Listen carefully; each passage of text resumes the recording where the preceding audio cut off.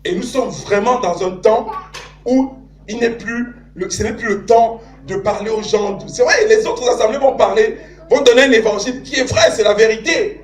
Mais ce ne sera plus l'évangile, ce n'est pas l'évangile du temps. C'est vrai. On n'est plus dans le temps de l'amusement. On n'est plus dans le temps de chercher à savoir comment on va construire notre vie, comment on va acheter une maison, ceci, ça. On n'est plus là-dedans. Non! Aujourd'hui, je vais aller plus loin. C'est le sauveur qui peut. Amen, amen, amen. Je sors du péché, je prends mes jambes à mon cou, je fuis le péché. Je cherche la voie vers le salut, la voie vers le Seigneur. Amen. Amen. Amen, amen, amen. À ce prix-là, une fois qu'on commence à chercher le Seigneur, à chercher le salut comme ça, on commence à être libre, mais vraiment libre, parce que le Seigneur est venu pour nous libérer. Par son œuvre à la croix, il nous a libérés. Il nous a libérés des dépendances des choses de la terre. Les factures là, ça ne devient plus rien du tout. La recherche d'emploi là, il n'y a même pas de problème, parce que tu es sous ton toit. Le Seigneur s'arrange à ce que tu aies de quoi manger, que tu aies de quoi te vêtir, tu aies de quoi subvenir aux besoins de tes enfants. Qu'est-ce que nous cherchons encore? Il a dit au prophète, cherchez juste le gîte et le couvert. Alléluia.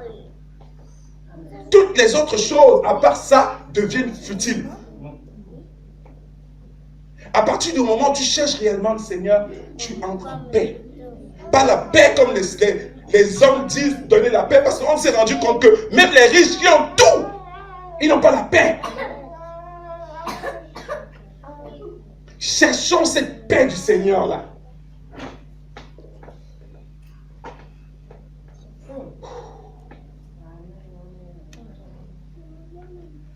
Sincèrement, moi je suis ravi parce que je vois que le Seigneur a vraiment les yeux sur toutes les personnes qui sont dans cette assemblée.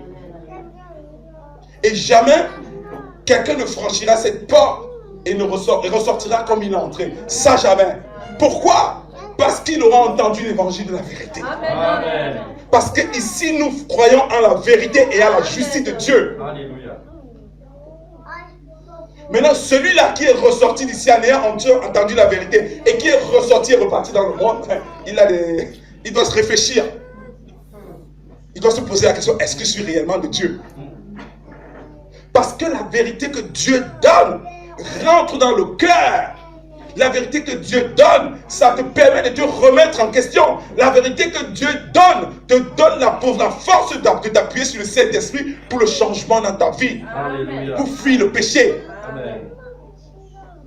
Donc celui-là qui entend cet évangile de vérité et qui retourne dans le péché, peut-être qu'il n'est pas de Dieu. Et comme nous le savons, nous savons qu'il y en a beaucoup, soi-disant même chrétiens, même enfants de Dieu soi-disant, qui prêchent même, qui ont même l'onction, mais qui ne sont pas de Dieu, qui ne sont pas du tout de Dieu. Et ceux-là, c'est foutu d'avance. Faudrait mieux pour eux qu'ils restent, ils s'amusent vraiment, ils jouent vraiment la vie, que de faire semblant un tout petit peu à l'assemblée, un tout petit peu dehors. Non! Parce que dans tous les cas, leur place, ils savent déjà exactement là où ils vont. Nous, jusqu'à la fin, nous devons tout faire pour garantir là où nous allons. Parce que le fait d'être ici, même moi qui suis placé devant moi, mes frères, tant que ce n'est pas encore la fin, on n'a pas encore garanti notre place là-haut. Amen. Il peut toujours y avoir quelque chose qui peut venir changer et qui détourne les yeux du Seigneur de notre vie. Faisons attention. Donc c'est un travail de tous les instants, de tous les jours. Ne soyons plus abattus. Parce que nous avons notre Seigneur avec nous. Ne croyons plus que notre caractère ne peut pas changer. Ne croyons plus qu'il y a une situation de notre vie qui ne peut pas être résolue. Non, parce que tant qu'on a le Seigneur avec nous, toutes les solutions arrivent toujours. Il y a toujours une solution à chaque problème que nous avons. On nous enviera toujours parce que nous avons accepté le Seigneur Jésus-Christ. On nous enviera toujours parce que à cause du fait que nous ayons accepté Jésus, nous brillons. Nous ne pensons plus comme les gens. Nous ne vivons plus comme eux. Ils se posent la question, comment celle-là arrive à vivre sans pas dans le péché? Comment celui-là arrive à s'habiller n'importe comment? Il s'en fout que les gens pensent mal de lui. Il n'a plus le temps pour ça. Ils vont se dire, comment c'est possible? Comment eux, ils n'arrivent pas à le faire? Et on aura toujours des envieux. On aura toujours des personnes qui vont nous persécuter rien que pour ça. Nous ne sommes pas n'importe qui. Nous vivons dans le monde, mais nous ne sommes pas du monde. Alors soyons dignes d'être du royaume. Ce n'est pas nous qui devons envier les gens qui sont dehors, c'est eux qui doivent nous envier. Non. Nous ne devons pas regarder à leur vie, parce que leur vie n'est pas l'exemple. Parce que nous avons reçu l'exemple parfait, qui est le Seigneur Jésus-Christ de Nazareth, le Mashiach, Yeshua.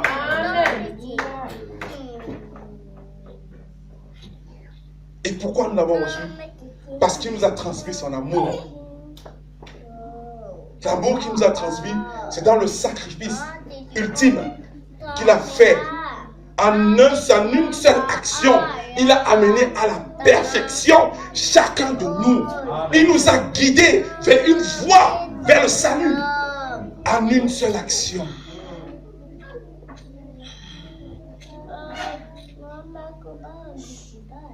Donc restons vraiment attentifs. Vous savez, l'ennemi n'aime pas ce message-là. Vous voyez les enfants comment ça s'agite là? Voilà. C'est la distraction de l'ennemi. Il essaye. Mais nous, je sais que le cœur de chacun entend ces paroles. Le cœur de chacun entend ces mots. Le cœur de chacun est sûr à 100% que le Seigneur Jésus est avec lui. Qu'il a reçu la semence divine et qu'il est capable d'être au-dessus de toutes les situations de la vie. Des distractions, il y en aura toujours. De toutes sortes. Que ce soit par les enfants, que ce soit par le conjoint, que ce soit par n'importe quoi d'autre, il y aura toujours une distraction. À un moment, tu vas même te demander, j'ai prié ceci au Seigneur, pourquoi ça ne se passe pas comme ça? Non! Fais confiance au Seigneur, laisse-le agir en son temps, parce que le temps du Seigneur est le meilleur. Amen. Pourquoi moi je parle au Seigneur, à moi il ne me répond pas? Pourquoi mon caractère, j'ai toujours peur? Pourquoi je suis toujours enchaîné à la peur, à la crainte, au jugement des autres? La seule chose qui doit nous intéresser, c'est le jugement de Dieu. Amen. Comment Dieu nous voit. Amen.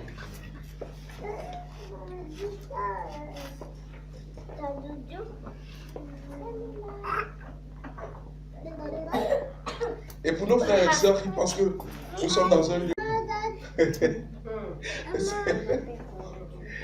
Nous répondons simplement que nous suivons quelqu'un qui nous a dit, qui nous a attesté dans notre cœur que voilà, suivez-moi, je suis le chemin, la vérité et la vie, le Mashiach.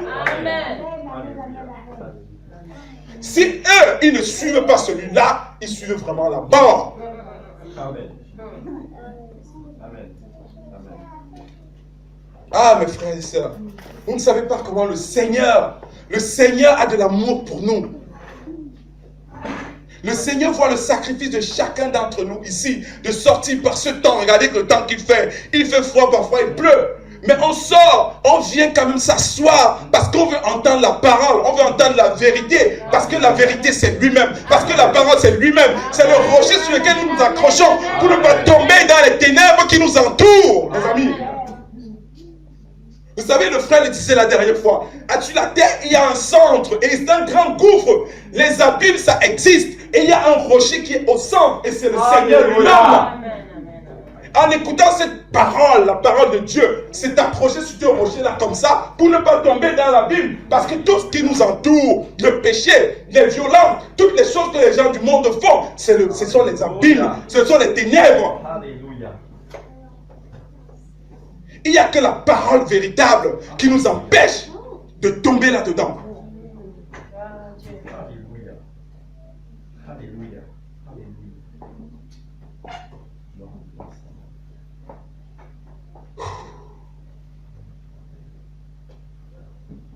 Restons vraiment fortifiés. Restons vraiment accrochés à cette parole. Il a dit... Au commencement, il y avait la parole était avec Dieu, la parole était Dieu, la parole était Dieu, était Dieu, était Dieu.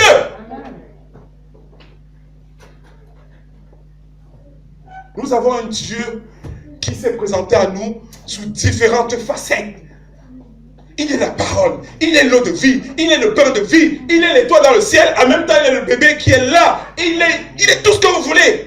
il est Dieu, il est Yahweh, il est Jésus-Christ de Nazareth, il est Yeshua, il est tout. Il est Dieu, il fait ce qu'il veut. Ne cherchez pas à le comprendre quoi que ce soit. Il est le Saint-Esprit, il est tout ce qu'il veut. Amen.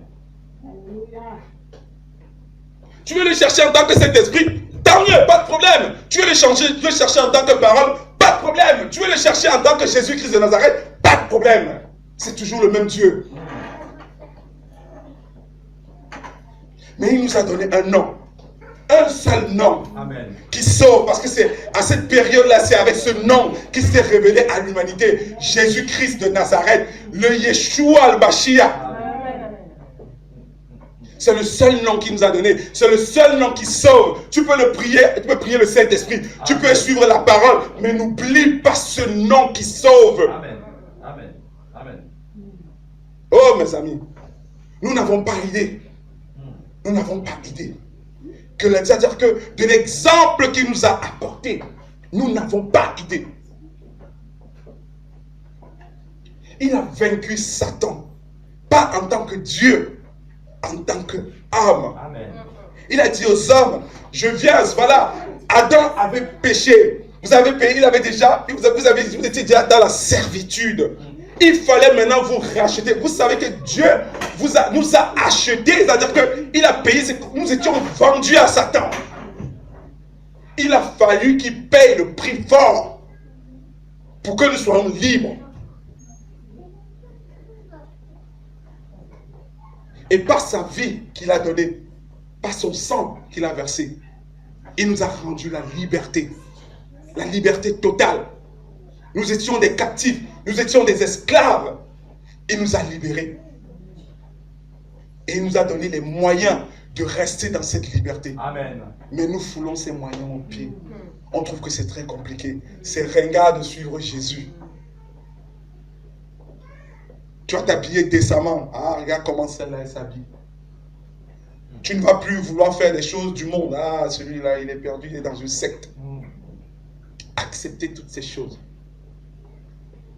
Parce que c'est par ces choses, parce que c'est par cette dénomination, c'est la façon dont on va vous traiter, que vous serez fortifiés à marcher avec le Seigneur.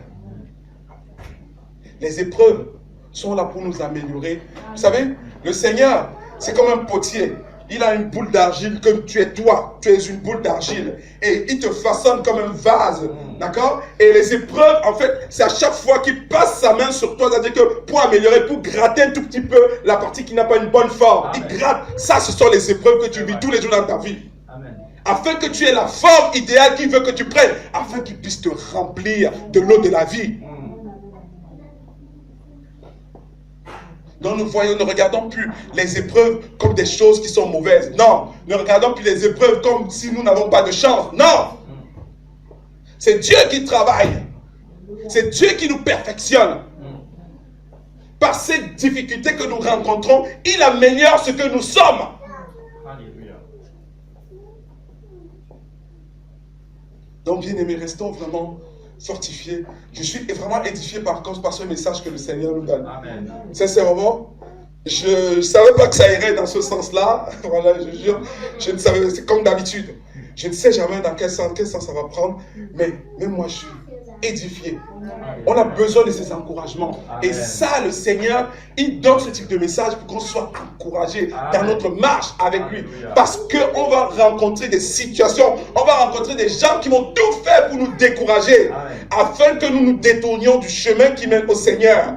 Et le Seigneur dit, non mes enfants, restez fermes, restez sur le chemin. C'est à ce prix-là que vous allez voir mon retour. C'est à ce prix-là que vous serez enlevés. C'est à ce prix-là que vous verrez la nouvelle Jérusalem.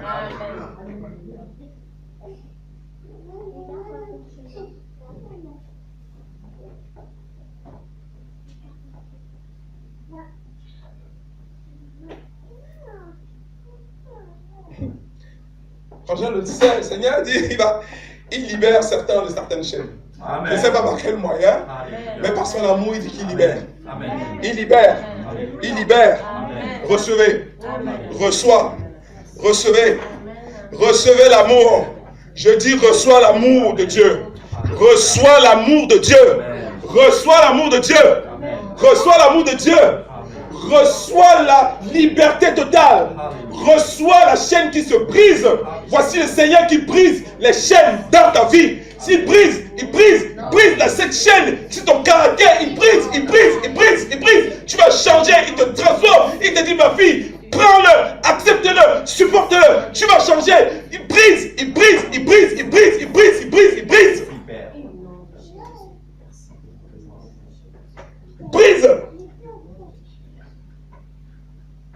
Brise.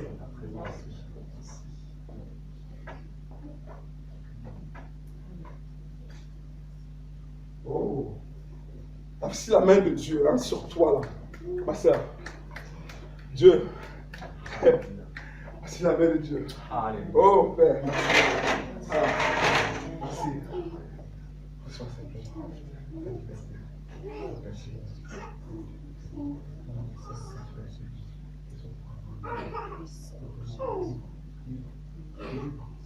Merci pour la chaîne que tu brises dans sa vie.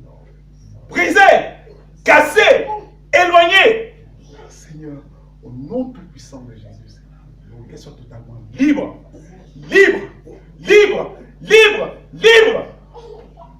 Sois libre. Alléluia. Libre. Sois libre. Ah, oh frère. Le Père la libère. Le Père la libère de ce poids. Il la libère. Il libère. Sois libre. Sois totalement libre. Désormais, tu vas te voir comme tu es. Alléluia. Désormais, tu auras la paix dans ton cœur. Désormais, tu feras ton caractère changer, le caractère avec lequel tu te bats. Tu vas voir le Seigneur va le changer. Au nom tout-puissant de Jésus. Amen.